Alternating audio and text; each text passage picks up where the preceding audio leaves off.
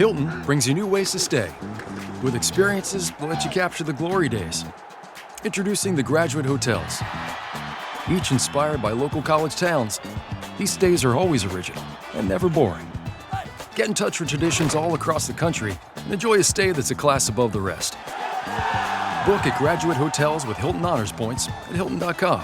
It's a win-win. Hilton, for the stay.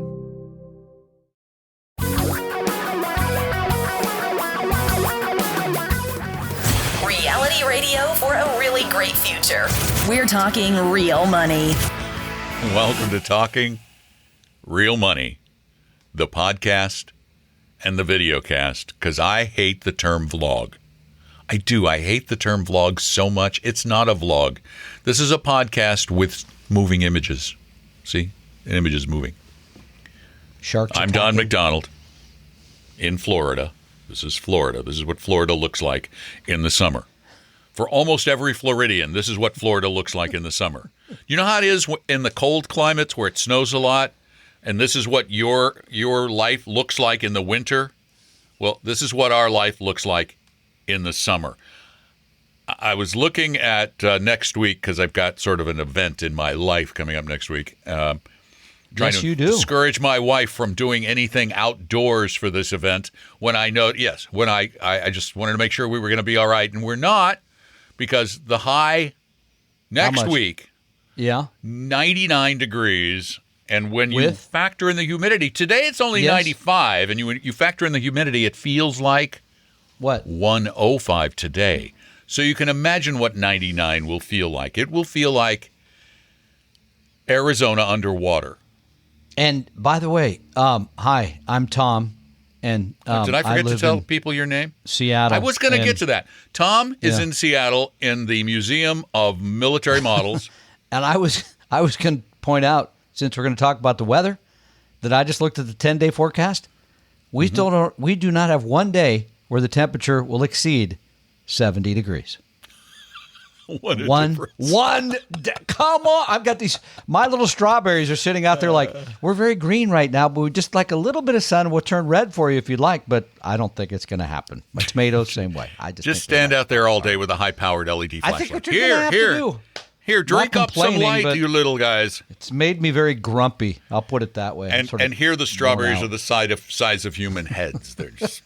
It's like, just a little sun, sir, would be very helpful, but no. You know, we're like one of the strawberry growing capitals of the country here, Central Florida. Oh.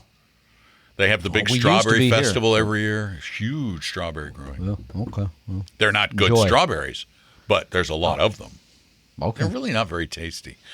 Anyway, we're here to talk about something other than strawberries and weather. We're here to talk about money.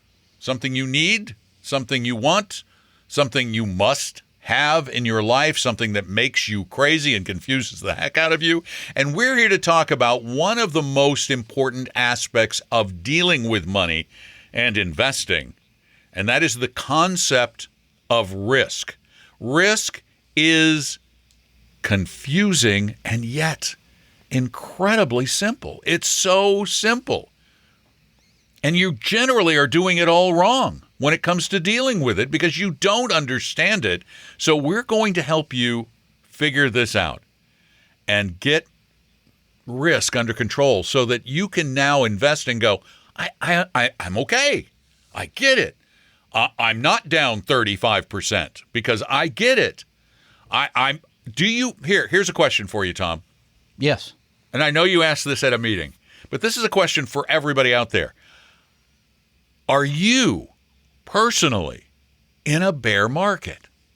Is your market a bear market? No, because there's still lunch meat out there for me to make a sandwich, so I'm not shy on lunch meat. I'm okay. No, for example, I looked at my portfolio, which is 35% bonds, I think 65% stocks roughly. Well, and at your I'm age, down. I think that's a good idea. Plus, I'm globally diversified, massively globally diversified. And I think through this bear market that I'm down about 13%, 12%. And no, it's less. More like 10. And as you know, my portfolio is 80% in a globally diversified equity portfolio, 20% in bonds. Which tells say, you, wow. which tells you a lot. Which tells you a lot that who has more money that he can afford to lose. Well, it's not just. It is. Okay, Trust me. There's that. I'm more There's optimistic about the future than you are. That's what I think it reflects. No, I don't. People that invest in stocks have to be optimistic. You have to think that tomorrow is going to be a good day. And I'm teasing Don a little bit. No, but, I might be retiring soon. That's why. Well, that's true. Yeah. Well, when you talk about that off the air, but that's a whole other thing. Darn it. It's The been reality fun, is, folks. I don't look at my portfolio as like the. Let's go back because if we're going to talk about investing, people believe, most people, if you ask them what investing is, they think number one, it's a zero sum game. Right. That somebody wins, somebody loses. That's, hey, I was the loser there, and I don't want to be a loser again. That's number one. Number two is they truly, based on that, they think that to be a successful investor, you have to predict what's going to happen, and you have to trade with that in mind. In other words, you needed to know that the Federal Reserve this week was going to raise rates by, instead of 0.5%, 0.75%. You needed to know that in advance, and then you would have traded. As we're learning now, hedge funds have been selling stocks and selling bonds, et cetera. You would have traded with that in mind. Most people think that's what investing is. Therefore, when you think that way, then it feels riskier, right? Because I missed out on that trade. Don took advantage of me. He made all the money. I didn't make anything on that. Well, because it feels That like is gambling. not You see correct. that? Yeah, That exactly. feels like gambling, which is most people confuse investing and gambling. I agree. Investing should not feel like gambling, yet it does. And because let's you're talk about what confusing risk them. is. Yeah, let's talk about what risk is. Number one, risk in investing should not be viewed as a complete loss, as a zero-sum gain. In other words, you're not buying something and hoping it doesn't go out of business unless it's an individual stock, which happens. That's a way to reduce. That's a way to manage your risk. Is you never hold all the traditional eggs in one basket aspect. When you do, then you do face complete loss. Otherwise, you do not. Well, okay. Which is Unless the why meteorite we hits. say over and over again. People go, really? You don't think we should buy individual stocks? No, because it changes the tenor of risk. It turns it from what we're going to explain it is shortly into this zero-sum gambling process. When you buy a stock, you are gambling because you can lose everything. And by the way, risk, so let's talk about some definitions of risk. Risk is defined, by the way, as an outcome different than what's expected, including, for some, losing everything. I mean, that is a definition of risk. The reality is what Don just said, that is gambling, number one. And number two, with that definition, outcome that's different than expected, that's a short-term view. In other words, if you pull back and you look at stock markets over the last almost 100 years now, going back to 1926, they kind of generally go up. When you squint your eyes, it looks like it's, always going up. And you look closer and you realize, no, it doesn't go up every day. It barely goes. The percentages are like 51% up days, 49% down. Even when you get to months, though, it's 75% of months are up, 25% are down. But when you view risk as what I just explained, as an outcome that's different than what's expected, because you do start to believe that markets are certain. Oh, I always make money in stocks. No, they're not doing that. That's where the trouble, I think, starts for many, many people who are investors, Don, and that leads to some real problems.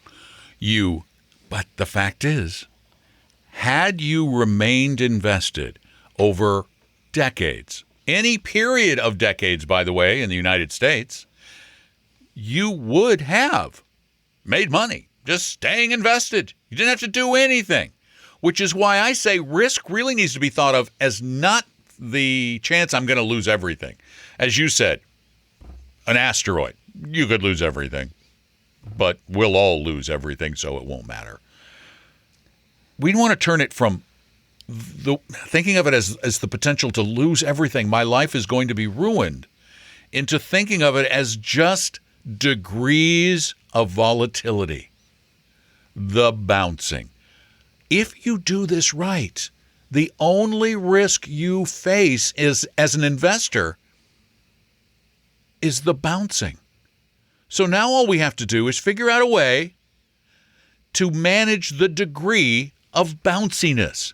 In other words, manage the volatility. And this year's been a little unusual because generally, over the long haul, the way to manage that is the mix between the riskier things like stocks and the less risky things like bonds. Now, this has been a strain. I just looked at the intermediate term bond fund that I'm familiar with, operated by Dimensional Funds. Due to these pretty big hikes in interest rates, the price of the bonds has come down. The intermediate term government bond fund is down over 12% year to date. Been pretty tough. So, but generally, bonds are sort of the ballast and stocks are the thing that are giving you the lift, generally. So when we, for example, and I knew you were going to get into this, Don, we offer people a free risk quiz where you can go take a quiz Right. to help understand yourself emotionally, because this is all emotional.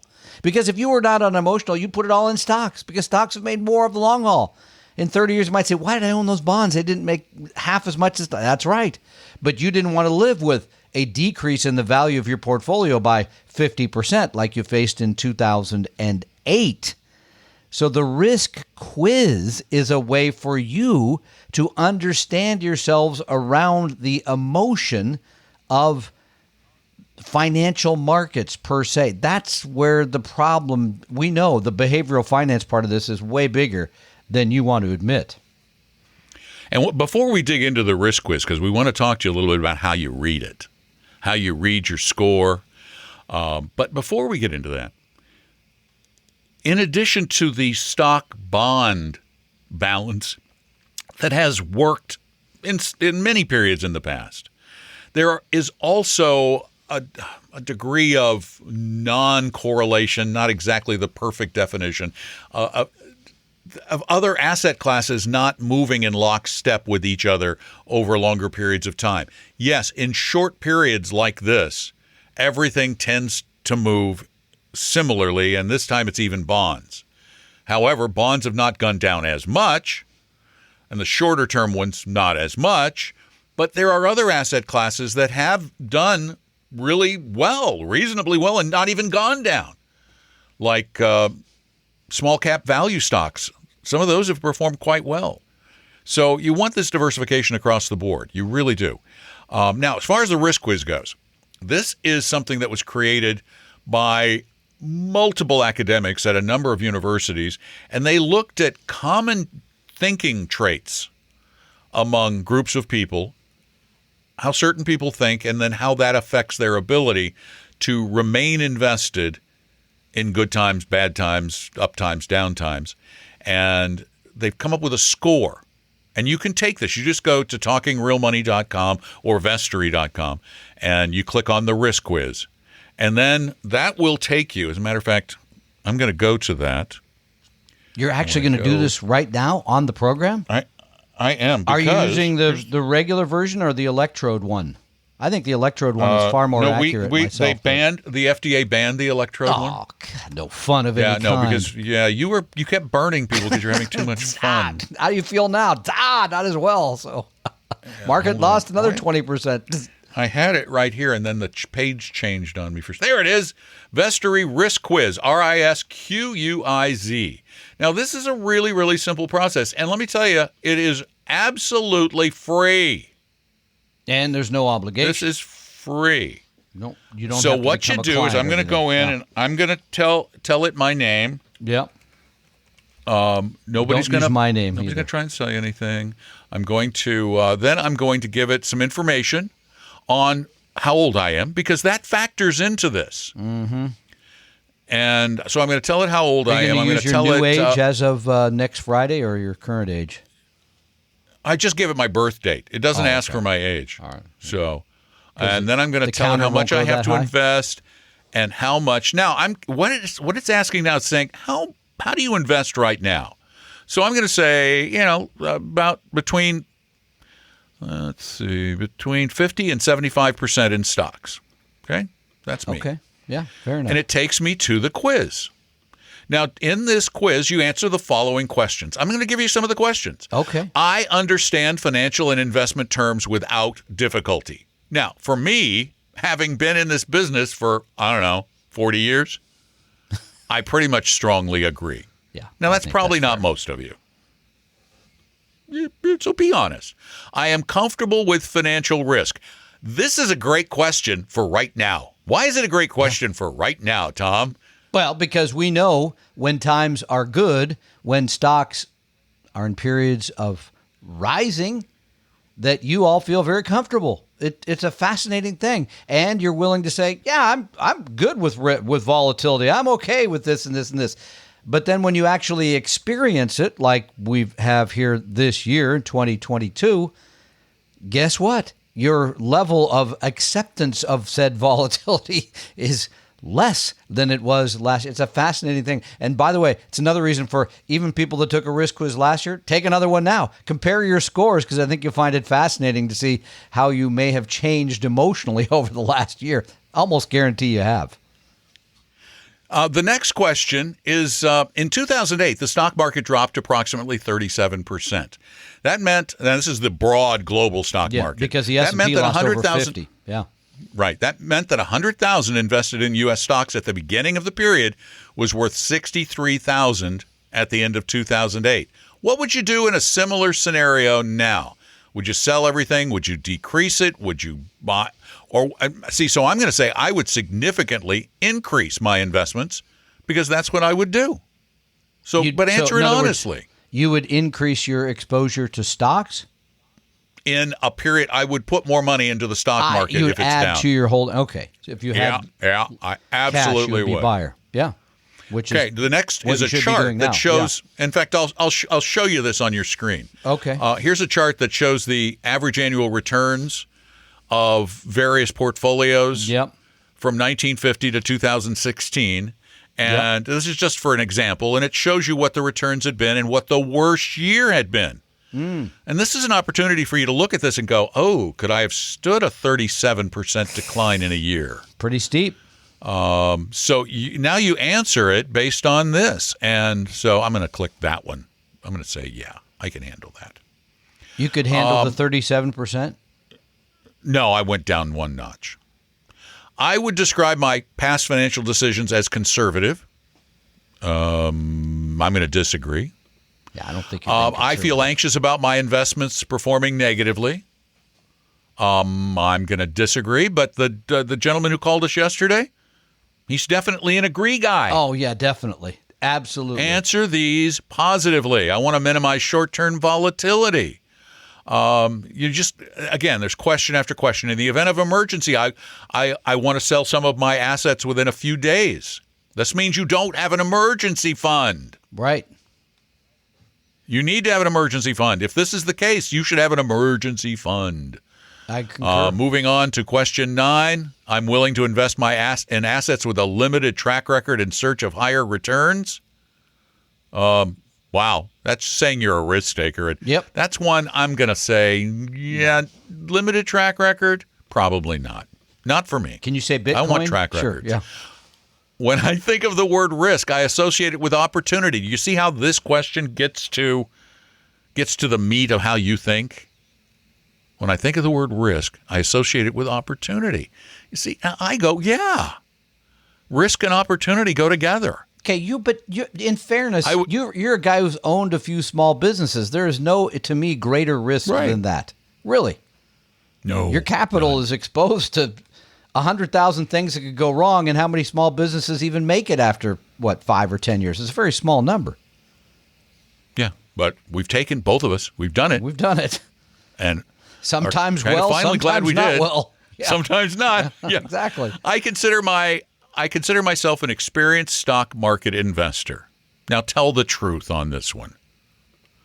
I'm telling the truth with my strongly agree. So what did that?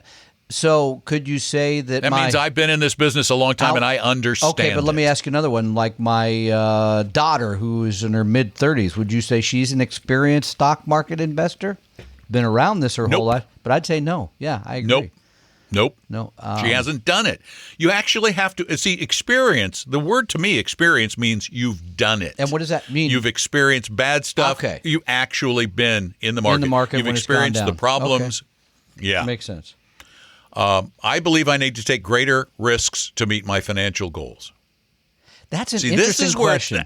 That's fascinating. It is. Yeah. It's a great question. Yep. Mm-hmm. Because here, this question is saying, this determines your need for risk, Thank you. not your tolerance thereof, but your need for it. Do you need to take greater risk to meet your goals? Maybe your goals are low and you don't. And this So I'm going to say I somewhat disagree with that. And I think 'Cause I don't. that point is probably the most important when it comes to investing, because most people do not know what rate of return they need to either save up enough for retirement, or if they're in retirement, how much money they need to make to sustain their lives for the rest of their lives. That's a number you need to know, but they don't, sadly. And now we're going to get to where the rubber really meets the risk road. I am more concerned with maximizing returns than minimizing losses. We know most of you are going to err on the side of minimizing loss. Survey after survey shows people would rather make less but see their portfolio go down less in tough times. It's pretty clear. So most people are going to say they'll take less. And here's another one that is a critical question. Answer this one honestly. If my investments fall in value during the first 2 years, I would sell them immediately, wait 1 to 3 years, wait 4 or more years. Wow. Wow. See, now I know enough because I'm an experienced investor to know that you might even have to wait 4 or more years. There have been a couple of times when you did. Gene Fama once famously said any return under 10 years is noise. So, and he won a Nobel Prize, so kind of respect his opinion about money. And then they get into some really complicated ones. I'll just show you the screenshot of this one, but we're not going to get into this in great detail. It kind of shows you a spread. If you invest $100,000 for a year, and what you get to do is pick between 3 different possible outcomes: a high of $100,000 going up to 104 or down to 100, back down to 100, going up to 110 or down to 96, or potentially going to 121 or down to 85. So you have to pick which one of those is best for you. Again, this is sort of saying how much volatility can you stand? They keep trying to get to this over and over and over again in different ways. How much volatility can you stand? In 2008, international stock markets dropped approximately 44%. This meant that $100,000 invested at the beginning of 2008 would have been worth $56,000 at the end of 2008. However, in 2009, world stock markets rose 36%, meaning that $100,000 invested at the beginning of 2009 would have been worth $136,000. To what extent do you agree with the statement? I'm comfortable with this kind of volatility. They ask it over and over again. That's such a fascinating word, comfortable. I mean, I don't even know if I'm comfortable with it, but I accept it because I know that that's led to higher returns. Another one, and again, they're all trying to get the same kind of information in just a different way. It is possible for some investments to undergo long periods of underperformance. For example, the average return for the entire U.S. stock market between 2001 and 2010 was approximately 2.2%, including dividends. Which all came from 10 years. That's the lost decade. Stocks, by the way, because large actually underwater for that period of time. The average annual return for the U.S. stock market between 1950 and 2000, however, was approximately 14.4%. Wow. Are you willing to maintain your investments during long periods of underperformance? Different way of asking the question. You can see how fascinating this is in the way it digs into your head and makes you answer questions differently. And then it does the math and says, okay, this is where you are. Okay, but I am comfortable investing in a new business. Oh, go ahead. No, I'm sorry. Okay, I was going to say, I thought you were at the conclusion. Comfortable investing in what, a new business? Is that the question? Yeah, this is the next one. I'm comfortable investing in a new business. Wow. I mean, I don't know that I Today? am. I mean, today my answer's different. Than it would have been 10, maybe 15 years ago. I mean, we started Vestry. Yeah, today my answer 15. is different. Yeah. So, but you've pointed all this out very well. I guess the question I have at hand is, okay, I go through this and I have a score of, and I think my score was 87 or something. I didn't get 100. We've had a few people in the 90s, but not many. I mean, it takes a pretty hearty soul to say, yeah, I'm okay with all. Yes. It's hard.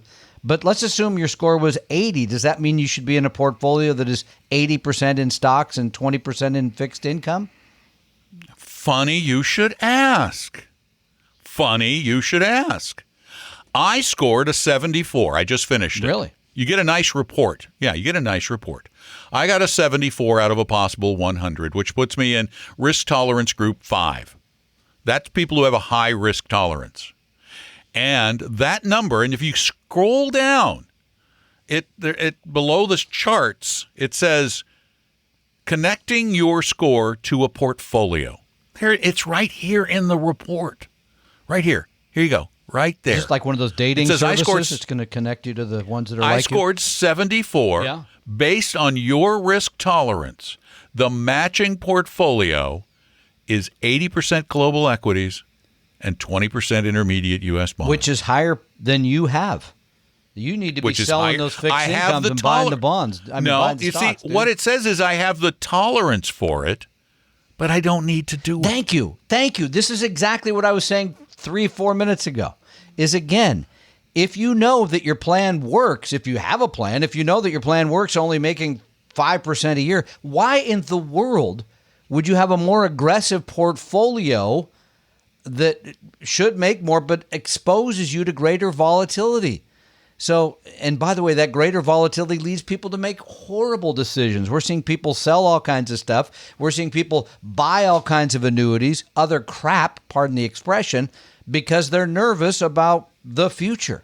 So thank you, Don, for pointing that out, because I think that's absolutely critical. You need to know those numbers, how much you need to make, how fast you need to drive down the road. I equate it to driving because people go by me at 80 all the time and I'm going 65 and I think I'll get there on time. I want to go as fast as that guy because that's cool, but I don't need to.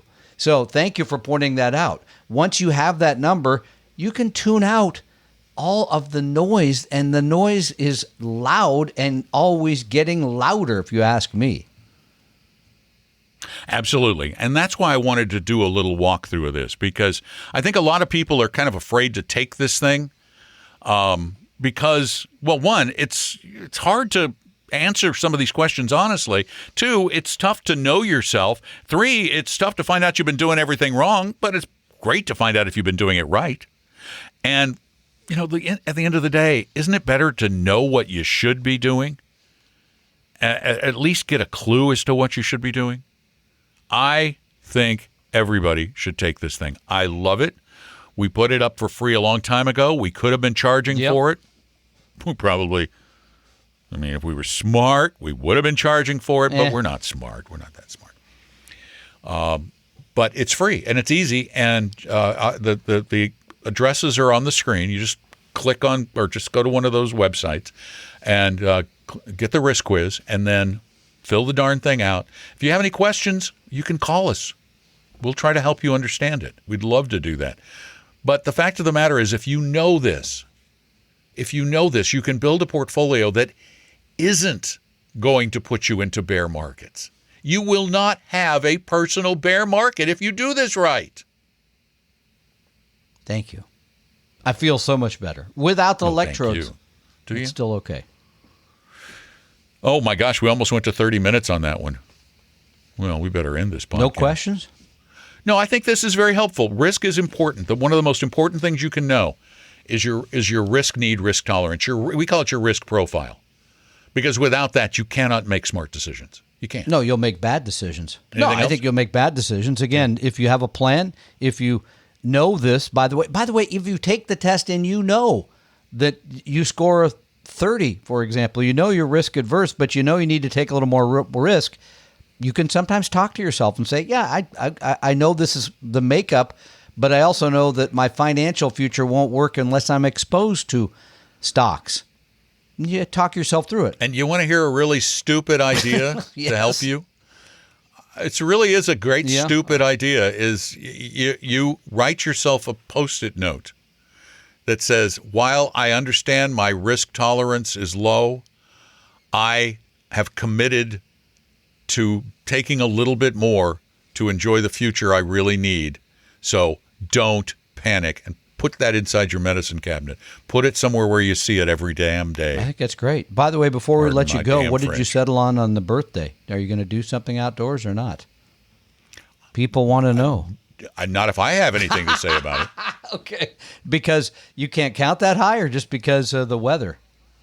No, because I don't want to go out in I that. see. Okay. All right. I mean, that is just. Do you know how That's hot it is? uncomfortable. 98 with like 75% humidity.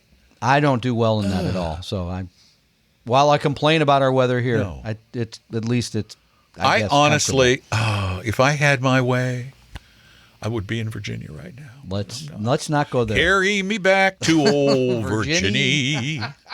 With my banjo on my knee. No. I am not even going to sing the rest of that racist song. That's the only part I'm singing. All right, good for you. I think that's probably a good idea. All right. Thank you. It is so Yes, racist. it is. Thank you all for being a part of our little get together. And bear in mind, though, that stupid song was written pre-Civil War, so people were stupid. Thank you all for being a part of the little program. And please go out and take the risk quiz at Vestry or TalkingRealMoney.com. And if you need a lot of help, we'll give you a lot of help. You can either pay us for it, which a lot of people do, or you can get some for free, more than you would imagine for free, by going to Vestry.com and setting up an appointment with one of our advisors, me. Vestry.com. I've been doing a lot of these Saturday calls already. Or I've been Tom. loving it. He I has love been it. doing Saturday calls with Go people. ahead. Set them up. You can set up a Saturday Yep, call I'm with here. Tom. Just go to Vestry.com. Put a little note in there and say, I want Tom. Which I You don't really want No, Tom, but we'll take it. you understand what I'm saying.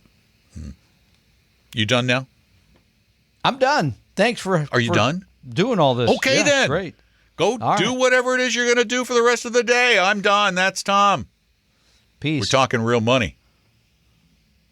Peace. We hope you realize that the information provided on Talking Real Money is for informational, educational, and hopefully enjoyable purposes only. Providing personalized financial planning or investing advice takes time, so please consult with a really good fee-only fiduciary investment, tax, or legal advisor. We know a good one. Investing must always involve risk. In other words, you can and probably will lose money at times. Also, as much as you want it, no one can accurately and consistently predict the future, so past performance doesn't tell you a darn thing about what the future will bring. Unlike many other programs that say something similar, Talking Real Money is not trying to get you to buy or sell any financial product or securities. Instead, the program is provided as a public service by Appella Capital, a fee-only registered investment advisor. Thanks for listening, and please visit TalkingRealMoney.com for more information and disclosures. That should keep the lawyers happy.